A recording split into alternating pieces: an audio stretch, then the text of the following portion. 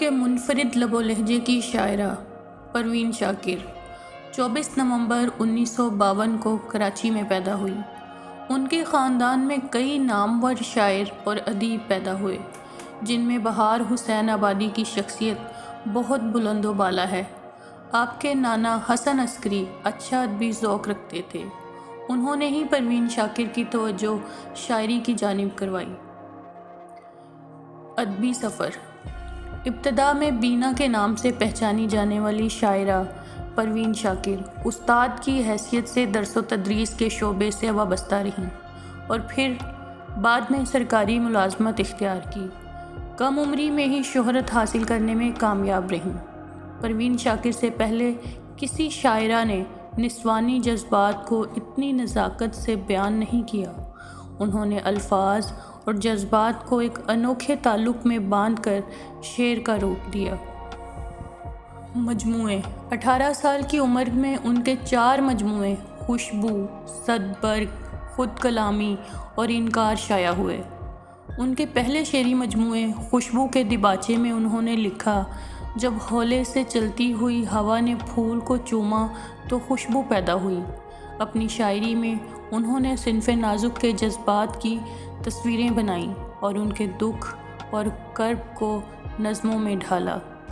اگر پروین شاکر کی شاعری کو ایک لفظ سے واضح کیا جائے تو وہ لفظ محبت ہے۔ محبت کے بغیر یہ پوری کائنات ہی ادھوری ہے۔ یہی محبت پروین شاکر کی تخلیقات کا محور ہے۔ ان کی شاعری کی سرپرستی احمد ندیم قاسمی صاحب نے کی۔ ان کی بیشتر شاعری قاسمی صاحب کے رسالے میں ہی شائع ہوتی رہی۔ ان کی کلیات ماہ تمام 1994 میں منظر عام پر آئی۔ 1985 میں انہیں ڈاکٹر محمد اقبال ایوارڈ اور 1986 میں USIS ایوارڈ ملا۔ اس کے علاوہ ان کو فیض احمد فیض انٹرنیشنل ایوارڈ اور ملک کے وقی ایوارڈ پرائڈ آف پرفارمنس سے بھی نوازا گیا۔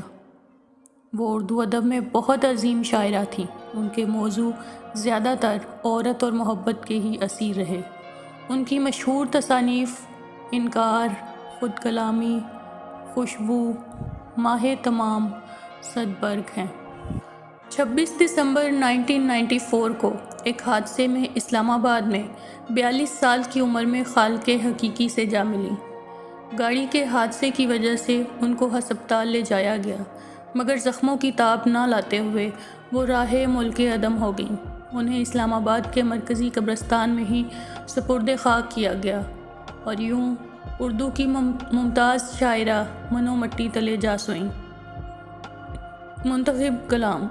پروین شاکر کی ایک غزل بہت مشہور اور مقبول ہوئی: کو بکو پھیل گئی بات شناسائی کی، اس نے خوشبو کی طرح میری پذیرائی کی، کیسے کہہ دوں کہ مجھے چھوڑ دیا ہے اس نے، بات تو سچ ہے مگر بات ہے رسوائی کی، وہ کہیں بھی گیا لوٹا تو میرے پاس آیا، بس یہی بات اچھی ہے میرے ہر جائی کی، تیرا پہلو تیرے دل کی طرح آباد رہے، تجھ پہ گزرے نہ قیامت شب تنہائی کی، اس نے جلتی ہوئی پیشانی پہ جب ہاتھ رکھا، روح تک آ گئی تاثیر مسیحائی کی، ابھی برسات کی راتوں میں بدن ٹوٹتا ہے، جاگ اٹھی ہے عجب خواہش انگڑائی کی۔